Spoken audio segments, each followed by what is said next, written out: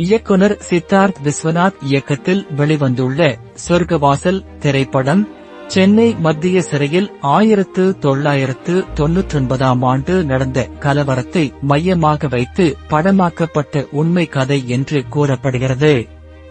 RJ. Balaji மற்றும் அவருடைய அம்மா ஒரு கையேந்தி பவன் உணவகத்தை நடத்தி வருகின்றனர்.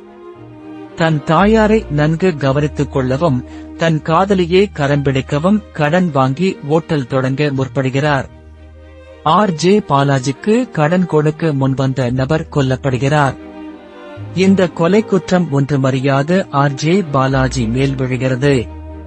ஆர்.ஜே. பாலாஜியை கைது செய்து சென்னை மத்திய சிறையில் அடைக்கின்றனர். சிறைக்கு சென்ற பாலாஜி அங்கு வேறு ஒரு உலகை காண்கிறார்.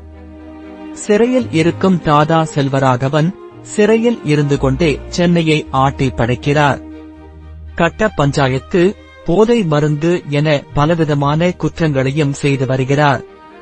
இதற்கிடையில் சிறைக்கைதிகளை கட்டுப்பாட்டுக்குள் கொண்டு வந்து உள்ளே நடக்கும் அவலங்களை களைய வேண்டும் என்ற நோக்கத்துடன் பொறுப்பேற்கிறார் ஒரு உயர் போலீஸ் அதிகாரி.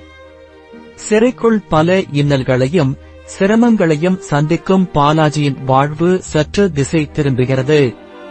பாலாஜி எப்படி இந்த கொலை குற்றத்துக்குள் இழுக்கப்பட்டார்? புதிதாக வந்த போலீஸ் அதிகாரி தன் முயற்சியில் வெற்றி பெற்றாரா?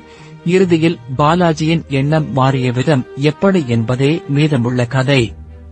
முற்றிலும் மாறுபட்ட கதாபாத்திரத்தில் ஆர்.ஜே. பாலாஜி சிறந்த நடிப்பை வெளிப்படுத்தியிருக்கிறார்.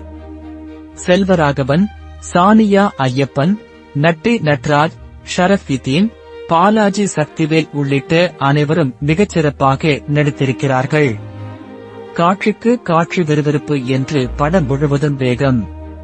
பின்னணி இசை படத்தின் மிகப்பெரிய பலம். அனைத்து காட்சிகளுக்கும் மிரட்டலான பின்னணி இசையை கொடுத்துள்ளார் இசையமைப்பாளர் கிறிஸ்டோ சேவியர்.